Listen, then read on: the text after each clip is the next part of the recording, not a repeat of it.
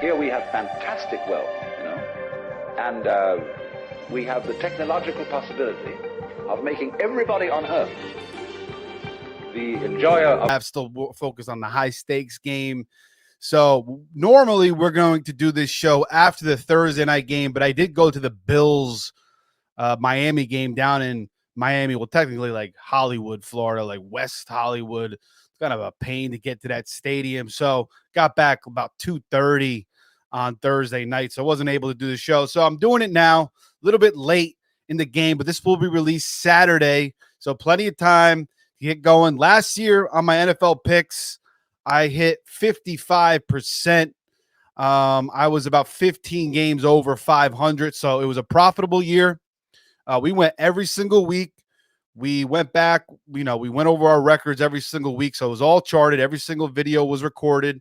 I was on the Face Off Sports Network. Then I moved over to my own channel. But now this year, I'm back on the Face Off Sports Network with my NFL picks. So we are going to get into it. We have 8 picks today.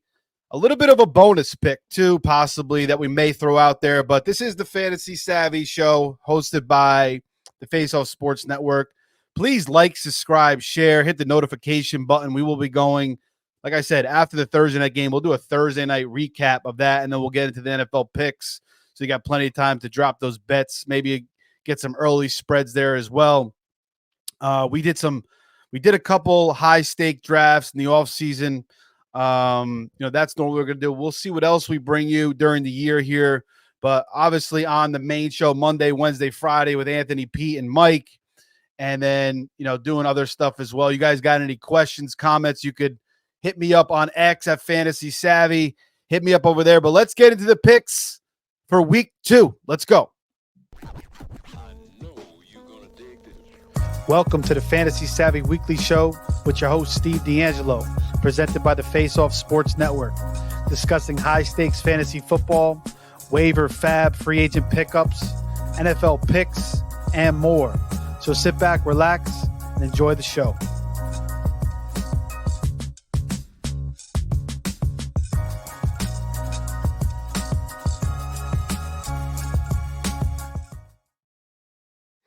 Okay, here we go, guys. So we got 8 picks on the docket. And we are going to start with the Bucs at the Lions, 1 o'clock on Fox. And this is a rematch of the playoff game last year,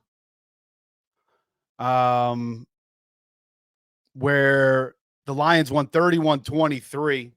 The Lions were a 6-point favorite in that game. The over-under was 49.5. So the Lions covered.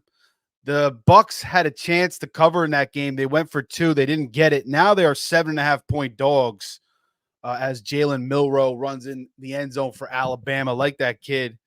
Will be a nice player in the NFL, I believe. They go up 14-3 on Wisconsin. But yeah, they're getting 7.5 here. I kind of like the Bucs. I was going to make that an official pick. The only reason I'm going to be off of them is they're missing an offensive lineman. They're going to be missing Antoine Winfield, probably their best defensive back. And then they're going to be missing a slot corner as well. So a little bit banged up in the secondary, a little bit banged up on the offensive line. They certainly look great in week 1, going out and taking care of Washington 37-20. This Liam Cohen offense looked nice. We saw Chris Godwin in the slot catching passes left and right. Jalen McMillan, the rookie out of Washington, catches a touchdown. Could have had another one. I believe he dropped one. So, they have a nice three-headed monster now. Past they had Tyler Johnson didn't really work out. Then Trey Palmer, who we all kind of like, didn't work out. Now Jalen McMillan comes in year 1, already takes the job. And this guy is already smashing. Bucky Irving's giving them some juice. So, I would lean the Bucs to cover in this game with the 7.5. I kind of like that. You could also do a 2-team teaser with the over and the Bucs. I like that as well. I kind of like to stick to 2-team teasers. You get that 6 points. So it's a little bit easier to hit. And in the same game, I think it works. I think actually that's something I'll probably go after, so you could play that as well. But I do think Detroit, they could end up winning this game by 10 or something like that. I mean, the way their running game looked, the presence of Jamison Williams. Now, he was a little bit questionable, but we expect him to play. They still got St. Brown, obviously, and they got Laporta. And, Goff pretty much tore them up last year in the playoffs, putting up 31 points. So we're going to go in this game. We're going to go over in this one. The total is 51.5. You can get 51. That's going to be the official number here. It looks like DK is the book that is sitting at 51 right now, minus 112. So we're going to go over 51 for the pick number 1, Tampa at Detroit. I wanted to play a little bit NFL Films music, but I don't know if they're gonna take this down. We'll see if we can get a couple of those in there. But that's gonna be the first pick, guys. All right, and then I'll lean the Bucks to plus 7.5. I do like that 2-team teaser as well. All right, where are we here? All right, so pick 2, staying within the 1 o'clocks. We are going to go to Baltimore, who have the Raiders coming to town. Baltimore is giving 8.5. The Raiders last week lose to the Chargers. Jim Harbaugh in his debut. We all saw Antonio Pierce punt the ball on 4th and 1 from like the Chargers 45-yard line. Early in the 4th quarter, they were down, I think 5 or 6 at the time. And he punts the ball away. The Chargers go like 90 yards down the field, score a touchdown. Ladd McConkey makes that nice little move, and they lose the game. So Minshew played a little bit rough. Bowers looked good in his debut. You still got Adams. You still got Jacoby Myers. But they got to travel to the East Coast. Long flight. Easier, I think, going from West Coast to East Coast. But still, it's a long-ass flight. Messes with the clocks a little bit. The circadian rhythm of the players. Baltimore is at home in this one. They are going to be – this is their home opener. They opened up the season there on Thursday night, going to Arrowhead, nearly pull it off. We all saw Likely's foot, just out of bounds. He had a great game, playing double the snaps he did last year when Andrews was in the game. I think the most he ever played last year was 35% with Andrews in. This time it was 65%. So he's certainly going to be a big presence. Zay Flowers was being utilized a lot. They bring in Derrick Henry.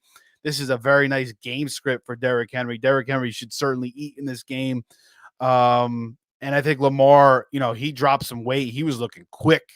Ran for $122 against the Chiefs. And I just think they take care of business here. I didn't like the way Pierce made that 4th and 1 call. So, they got pretty much manhandled against the Chargers. Now they got to go all the way to the East Coast, 8.5. I'm going to take Baltimore here to cover this. I got them winning this game by like 11. So I think they take care of business. They get their first win of the year. They cover the spread, 8.5. Their defense comes to play. Lamar comes to play. You got Likely there. You got Derrick Henry freaking running all over the place. Home opener. They're going to be juiced up. So that's going to be pick number 2 is going to be Baltimore minus the 8.5. All right, sticking with the 1 o'clocks here. Sticking with the 1 o'clocks. Hold on a sec. I want to do this real quick. And then let's see if we could bounce back to that. There we go. And now let's see if we could do this real quick.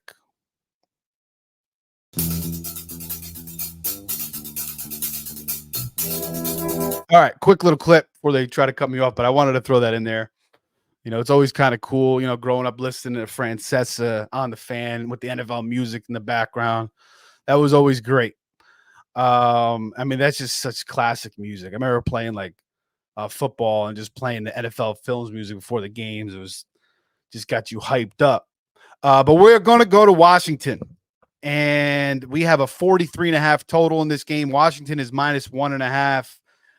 This is another lean to Washington here. I was going to make this an official play, but it's still a first-year coach. Their defense is trash. Cliff Kingsbury's offense, with the horizontal offense where he just spreads everybody out, throws those little quick hitters. Daniels is getting the ball out quick as hell. Not a lot of A dot. He took that one shot to McLaurin, should have hit that. He just missed that pass. Would have been a big play. McLaurin can run those deeper routes. So I don't know. Cliff Kingsbury's a little weird, man. Like, he got fired from Arizona. Then when he went to Thailand for like 4 weeks, God knows what the hell he was doing out there. You can only imagine.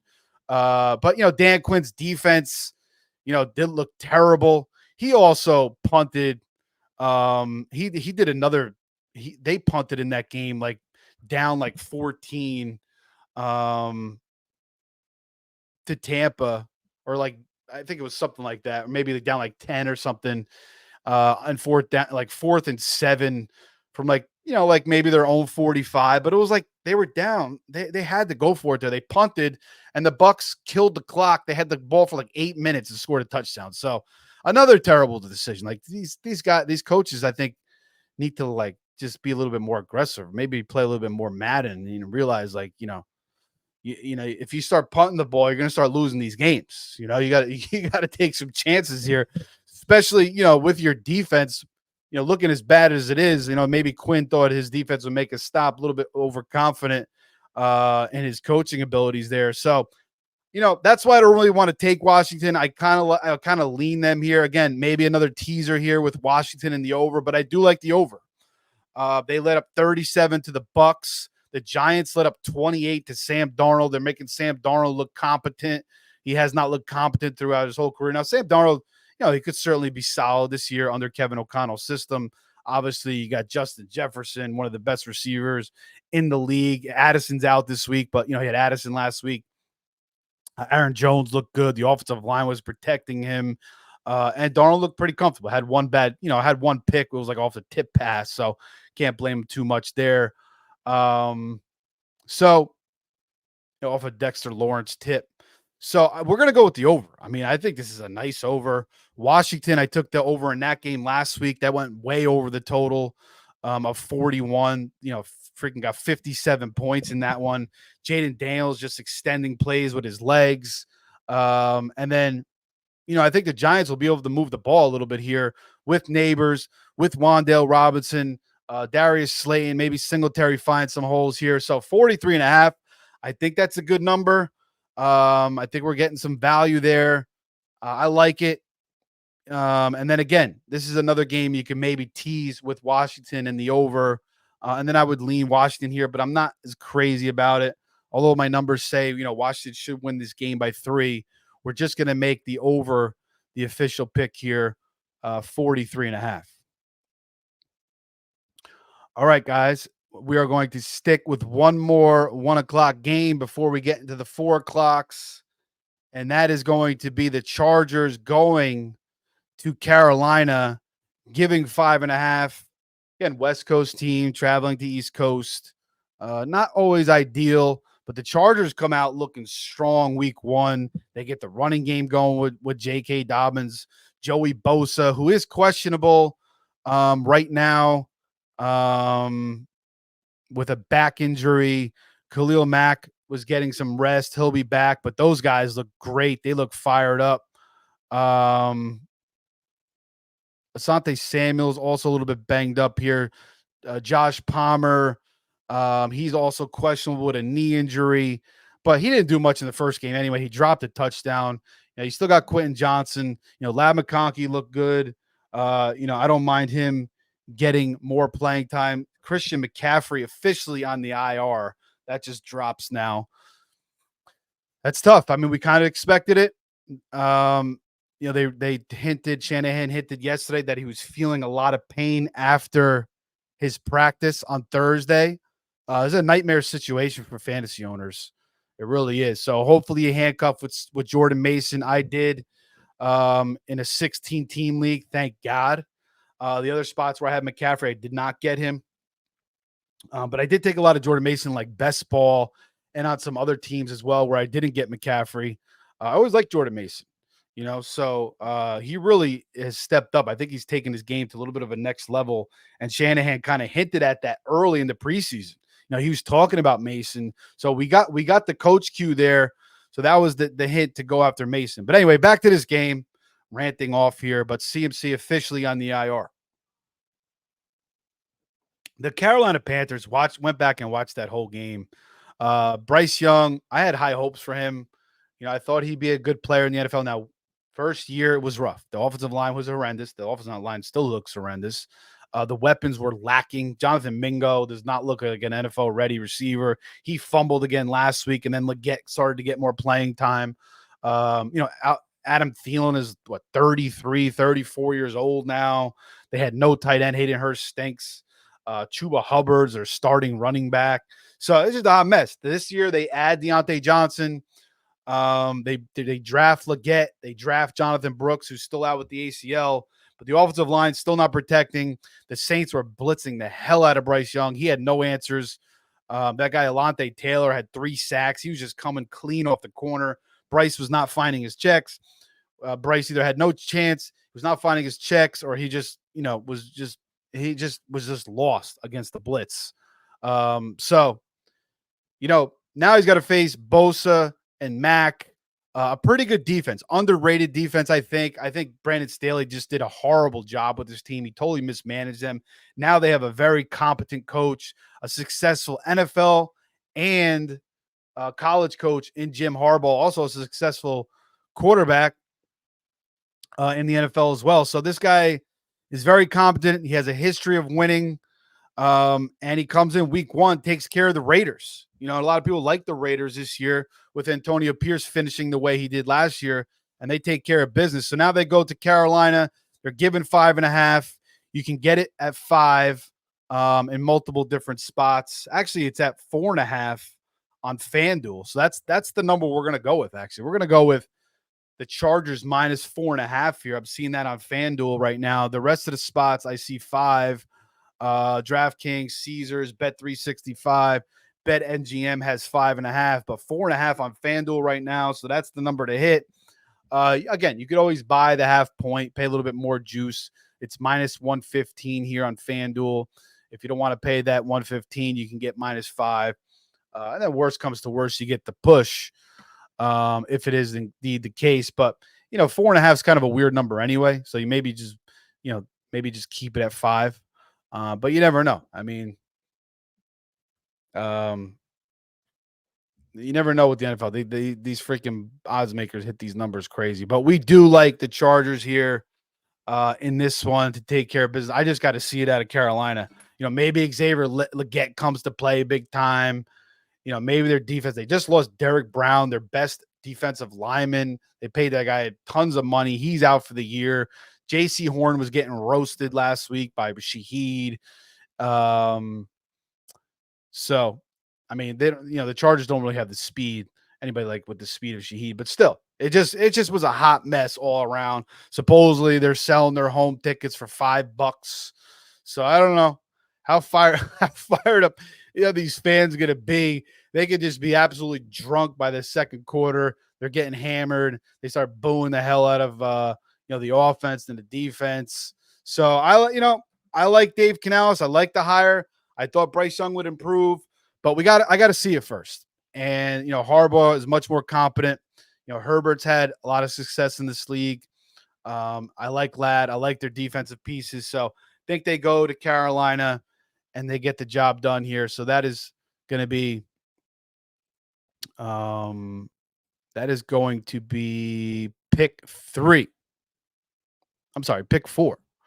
So far in the 1:00 slot, we got Bucks Lions over 51, Commanders Giants over 43. Maybe you can get 42.5. Chargers at Carolina minus 4.5 on FanDuel, 5 in other spots, and then Raiders we're going to take the Ravens minus 8.5 home against the Raiders.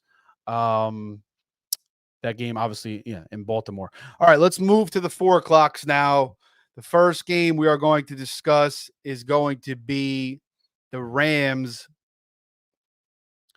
at Arizona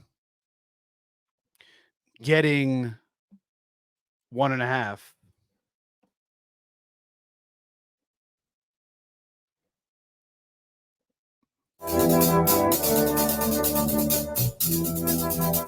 Okay. So we like the Rams here. catching points against the Cardinals. Cardinals played the Bills pretty tough, in Buffalo. They did get a kick return there from DJ Dallas, which obviously helped them a lot. Kyler Murray didn't really play that great. Was missing some throws. He was unable to connect with Marvin Harrison Jr. Now, we saw what the Bills did to Miami. I mean, Greg McDermott can coach up a defense. I mean, he's missing Milano, Terrell Bernard, their second best linebacker after Milano, who was already hurt. He gets hurt early in the game. No Teron Johnson. He's got all these new guys. Like, he's just a master of like finding talent, these underrated guys, and putting them in this scheme and making it all work. Von Miller, obviously, you look good against Miami too, so that helps. I mean, Kyler wasn't horrible. James Conner got going a little bit, but McBride didn't do anything. Harrison didn't do anything. Greg Dortch was their leading receiver. Michael Wilson caught a touchdown for 5 yards. But I wasn't, maybe Arizona has a little bit better of a game plan, but, obviously no Nakua for the Rams. They're still missing a couple offensive linemen. I think they're getting Harvenstein back, or Havenstein back this week, so that should help. But Rosenboom is out. Davis Allen, their second tight end, is going to be out, but that's not a huge injury. McVay did hint at him possibly playing a little bit more. So I don't think the Rams are going to go 0-2 here. I think they get the job done. They did take care of Arizona twice last year, winning 37-14 in Arizona, and winning 26-9 in October at home. The second game was with Kyler. I think the first game was with Dobbs. But nonetheless, they took care of business.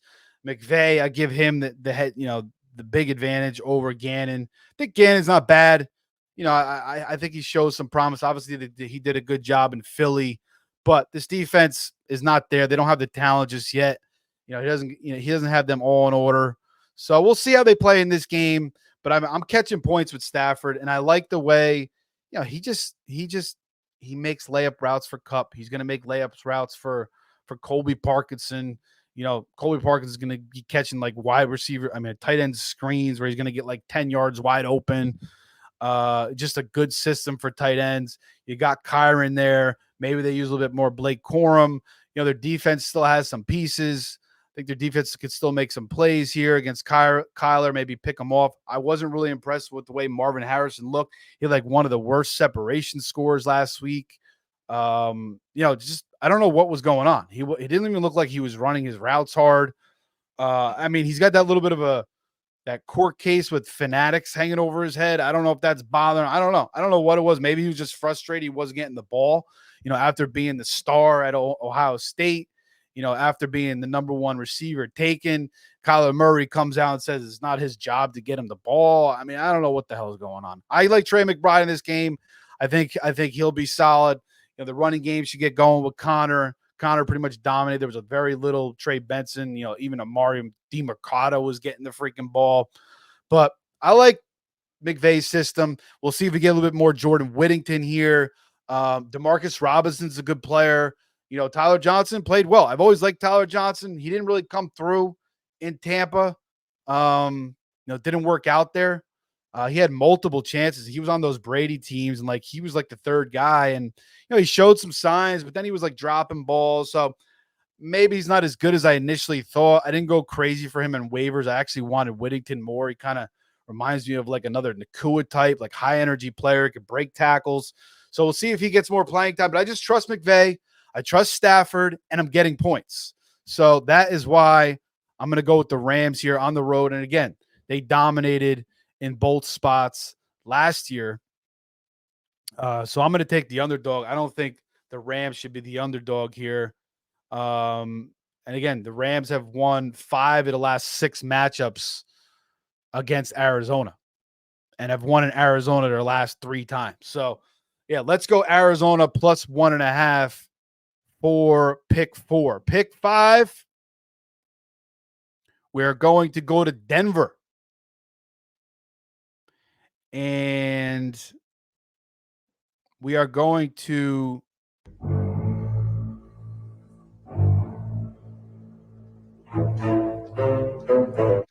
We are going to take the Pittsburgh Steelers in Denver. Now, I know the altitude, that definitely could be a thing. And I was looking back at, let me just pull this up. I was looking back at Pittsburgh in Denver. And again, now we're in the 4:00 slates now, starting with the Arizona LA Rams game. But Pittsburgh hasn't really been great in Denver. I don't think they've won there since 2009. They lost there in 2000. They lost there in 2012, 2000 twice. Although it looks like a playoff game they lost. Yeah, then they lost in September of 2012. January 2012, I guess that was a playoff game. September 9, 2012. January 7th, 2016, they lost. November 25th, 2018, they lost.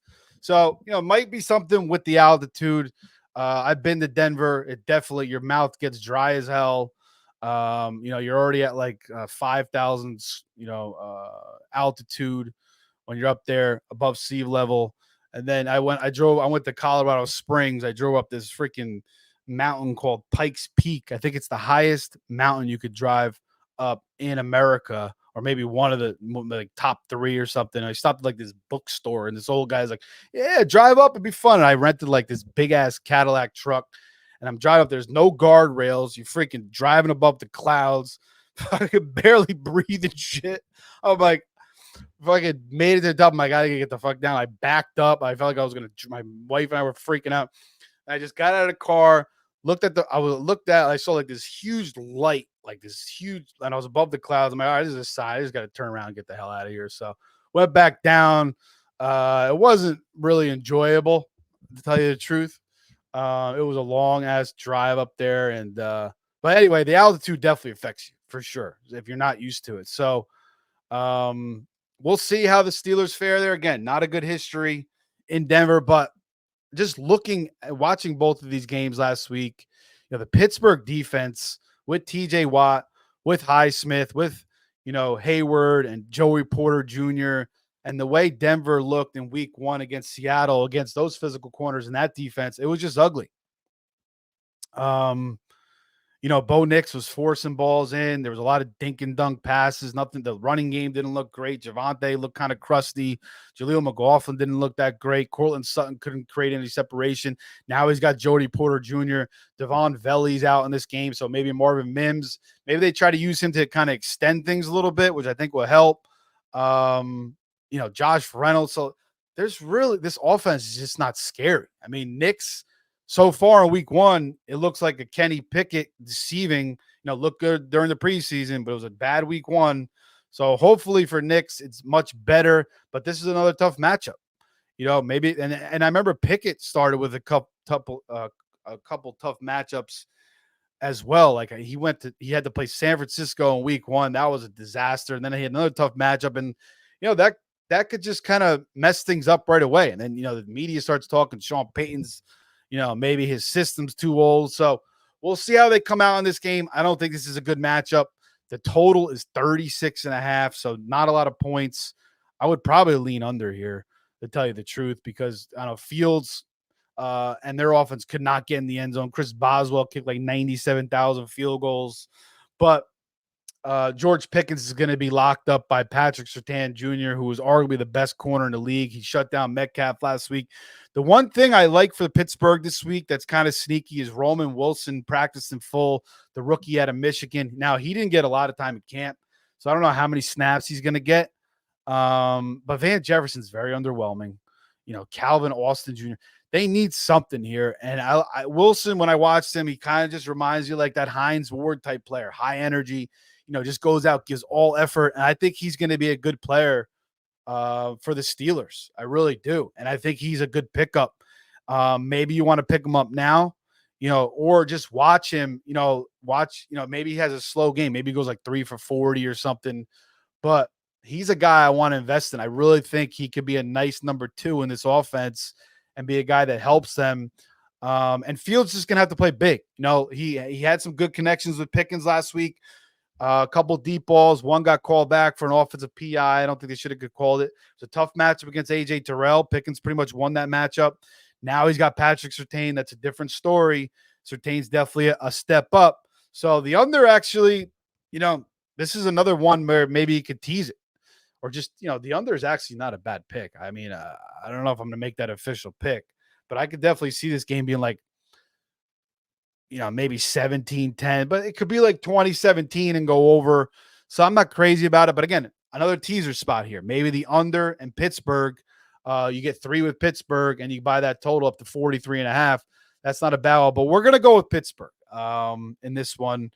And they are only giving 2.5 in most spots. FanDuel, 365, Caesars, and DraftKings. DraftKings, the biggest juice at -120, but you can get -115 at the other spots. BetMGM has it at -105, but -3.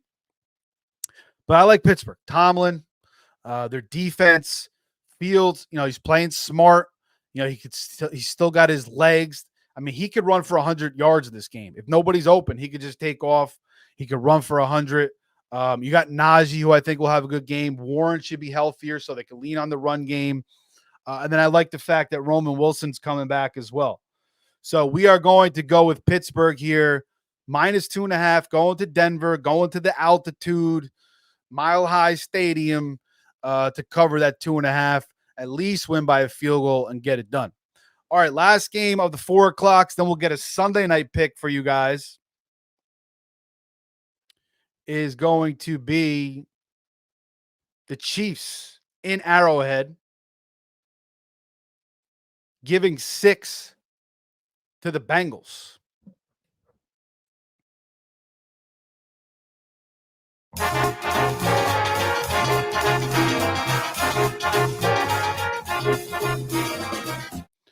Okay. And, this is supposed to be Burrowhead.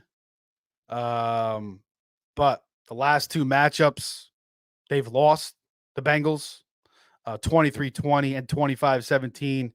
Now, the last game was with previous game was the playoff game. And the last game, Jake Browning played, so Burrow wasn't there. But they did win, obviously, in the playoffs 27-24, January 30th, 2022, the year that the Bengals went to the Super Bowl, lost to the Rams. And then the Bengals also beat the Chiefs in Cincinnati 27-24. And the Bengals beat them in January 2nd. What the hell is this? Wait. But nonetheless, Burrow, I think, is 3-1 against Mahomes. So is it Burrowhead anymore? Is it Burrowhead? I mean, the Chiefs are probably thinking about that. They're fired up. You had Cam Taylor-Britt come out and say that Xavier Worthy only can run straight. But, if you watch Worthy, he's definitely agile. He can run routes too. So you got the Burrowhead thing. You got the Cam Taylor-Britt thing. This is obviously a little bit of, you got Jamar Chase saying, we don't like them. They don't like us. This is going to be a high juice game. And I mean, after the way Cincinnati looked against New England, losing 16-10, no more T. Higgins still. Mixon's gone. I think that's a loss. I mean, it's definitely a downgrade to Zach Moss. Chase Brown didn't really get in the mix. Isavius, however you pronounce it, Andre Isavius didn't look great. So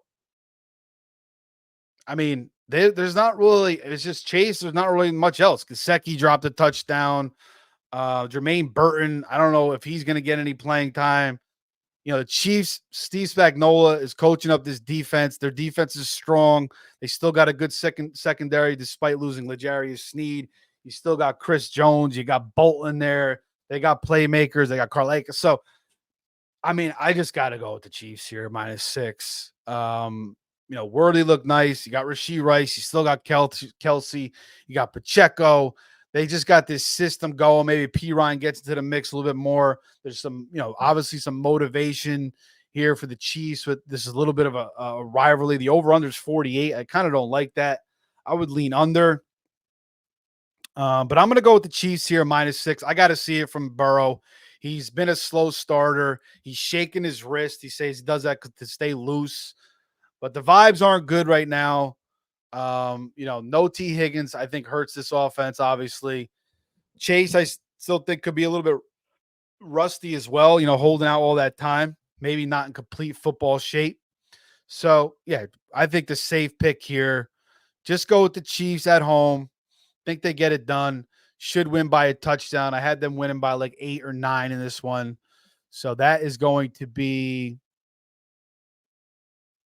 pick 6. Pick 7, Chiefs -6. All right, last pick.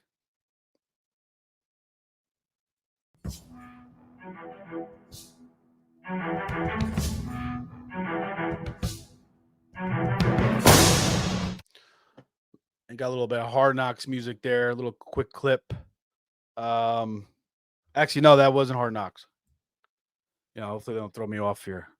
They don't demonetize this show. I don't know what they're gonna. I'm just trying it out this week. We'll see what happens if they, if YouTube, messes with us a little bit. I shouldn't even be. I don't even know what I'm talking about right now. No, we're good. We're good. But anyway, Sunday night game. We got the Texans at home against the Bears. Bears go to Houston, catching 6.5. Bears win 24-17 against the Tennessee Titans and Willie Levis. I call him Fubu Jeans, Willie Fubu's. And, I wanted to bet Willie Fubu's plus 2 turnovers in that game. The only thing I could find was an interception, -155. I mean, I should have just bet that. He ended up throwing 2 picks and the 1 fumble, and the 1 pick was absolutely horrendous. That's kind of who he is. He's just he was playing very smart in the first half, and then he just got completely reckless. Everything just fell apart, and you heard freaking Callahan come out and said we would have been better off if we would have just punted every time. We probably would have won the game, and he's probably right. I mean, but although the Bears did block a punt and score a touchdown, so I mean maybe they would have blocked another punt. But Fubu's, the fumble, the pick 6, absolute horrible, very Carson Wentz like, just trying to make some kind of miracle play. I don't know what the hell he was thinking. That was a disaster. And I said before the year, Fubu's is the type of quarterback with his arm talent. He could throw 25 touchdowns, but he could throw 25 picks and have like over 30 turnovers, like a Jameis Winston type year, kind of like a Jeff George. But at this point, he's got to be a little more consistent. Hopkins, very raw last week, was coming back from the MCL, just played 9, just went 9 routes. But anyway, Chicago's defense is dominant for sure. They are very good. They finished the season strong last year. They were a great week 1 streamer. I mean, a great defense just to hold. And they were going after all the main defense. I picked them up in so many leagues. I noticed as drafts got later in the year, more people were getting a little bit more savvy and picking those guys up. But the Bears defense is definitely formidable. They could give the Texans some problems here for sure. The total is 45. Again, maybe I should start taking some of these unders because I kind of like this under as well. Again, this is another teaser. This is another nice under. I just don't see the Bears scoring a lot of points. But you know what? One thing with Houston last week is they did let up a lot of big plays. I mean, Alec Pierce torched them for 2 deep balls. Obviously Richardson has a big arm, but Caleb could throw the ball deep too. They got Tyler Scott who can get deep. Moore can get deep. We'll see if Adunze and Keenan Allen get out there. Both look like game time decisions. But the Houston defense did let up some big plays. And then Adonai Mitchell just missed on a couple as well. But I don't know. Chicago's offense, they just did not look. Caleb, man, he's got to be better in the pocket. He's missing throws in the pocket, missed Keenan Allen on a deep ball. Keenan Allen also dropped a touchdown, but he missed some other passes. Under pressure, he wasn't great. And he got sacked a lot in college too. I mean, there's like, he was sacked a lot. And also there was like those 3 or 4 games where he really struggled last year, specifically against Notre Dame, where he was just throwing some terrible passes. And now he's got to face a Houston pass rush with defensive rookie the year from last year, Will Anderson. They bring over the bully that is Daniel Hunter, who knocked out Justin Fields for a month last year. So how is he going to hold up against that? And Chicago's offensive line didn't look that great. Their offense didn't look that great. Dunze's banged up. Allen's banged up. Who the hell are you throwing the ball to? Swift's not running anywhere. Honestly, man, you know what? I'm going to come out and say, let's go with the under in this game. I'm going to make it an official play. Under 45. We're going to add that right now for Sunday Night Football. I'll give you guys another pick here. Let's go under 45, and we're going to go Texans -6.5 as well. Bears defense is solid, but you got Diggs playing in the slot. He could burn people. Obviously, Tyreek Stevenson and Jalen Johnson on the outside are very nice. But Nico's, I didn't realize how good this guy is. He's got credible speed. I think he was clocked at the highest per next gen stats. He's 6'4". He's a good route runner. He's got good hands. Man, he is good. And then you got Tank Dell, who could burn people. And the way Mixon ran the ball, he looks like it's a match made in heaven for the zone, run scheme that Bobby Slowick brings over. Similar to Shanahan, and what Miami does, a lot of the same kind of tosses and stuff. And Mixon looked great in it, and he ran that at Oklahoma. So it's like a match made in heaven. You still got Dalton Schultz. John Mechie was a healthy scratch, which I thought was surprising because he looked so good in the preseason. They liked Xavier Hutchinson. I don't know, maybe because I don't know what they're doing there exactly, because Mechie did look damn good. I thought he'd be at least the fourth receiver, especially with Noah Brown out of the way. But I think the Texans, they may not score a ton of points, maybe 20, 23. I just don't see the Bears doing much. Again, Houston did let up some big plays, but Dunze and Allen are both banged up, so they can focus on more. The rest of the guys don't scare me. The pass rush, Caleb, he's still got a lot to prove. I mean, dare I say it, which would be an absolute nightmare for Bears fans and the Bears organization, that they downgraded at quarterback. I mean, I don't think that's out of the realm of possibilities. Justin Fields went through absolute hell in Chicago with some of the worst offensive line play for like 2 straight years, the worst defenses, the worst receivers. Finally, last year they get DJ Moore. Finally, their defense starts playing better. Finally, their offensive line starts playing better. And Fields was having a pretty good season. He missed a month. DJ Moore would have been like maybe a 1,500-yard receiver if Fields would have stayed healthy. And then they don't want to pay Fields. They give up on him. They go all in on Caleb. They bring in Keenan Allen. They drafted Dunze, and I don't even think Dunze I don't think he's better than Brian Thomas Jr. So I think they missed on that pick, and they may have missed on Caleb too, to be honest. But we'll see. I'm not going to give up on Caleb. I don't know, man. It's just a little bit scary right now for that offense. Certainly things could click. Certainly Caleb could get on a roll. He starts getting a little bit better protections, gets a little bit smarter, but I don't know, man. This could be a disaster in the making for Chicago. I mean, it really could. But anyway, I'm not going to, make it official. I am a Fields guy. I thought what they did to him was absolutely dirty. But he goes from Matt Eberflus and the Chicago Bears, who have been a terrible organization, pretty much, haven't won really much since 1985 and way back in the past, to the Pittsburgh Steelers, who are a class act winning organization, and Mike Tomlin, who's a Hall of Fame head coach. So maybe Fields is a blessing in disguise for him going to Pittsburgh. But that's it, guys. Those are the picks. Again, in this game, Houston -6.5. I don't, if you could get it down to 6, I don't see that number anywhere. You could pay the juice, maybe -120, -125. I don't mind that. And then we're going to make the under an official pick. There's some other unders I like here too, but this is another spot. You could do the teaser with the under and the Texans. You get the Texans down to -0.5. You get that total of 51. I think that's a great teaser. So there's a lot of teasers I like here this week too. You guys can play.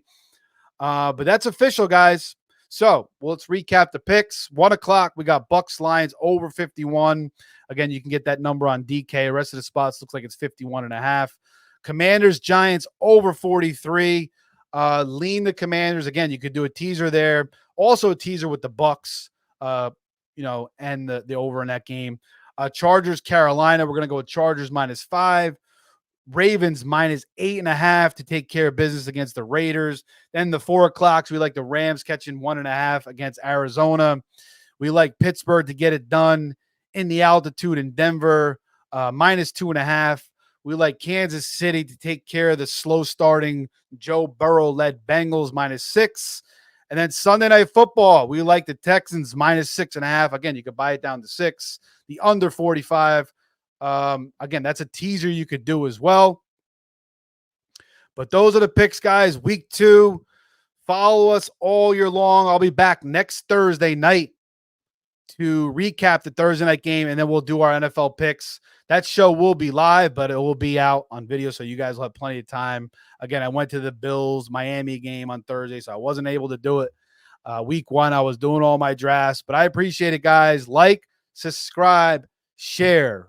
That is so important. We got tons of videos coming out every week. Starts, sits, weekly recaps, waivers, dynasty, fffaceoff.com. There's so much good stuff going on with us right now. Anytime you guys have any questions, you could comment on the YouTube page. We'll answer it. You send in, you hit us up on Twitter. I'm at Fantasy Savvy. We'll answer anything you guys need. We're here for you guys. So let's get it here in week 2 with the 9 picks. We had that little bonus pick with that Chicago under. Let's get it here, guys, and we'll return in week 3 for some more winners. Take care. Have a great week. Have a great weekend. Enjoy the games. Get outside if you can. Maybe go to the park a little bit. Don't sit on your ass too much. But that's it for now. Fantasy Savvy show presented by the Face Off Sports Network. Take care, guys, and good luck.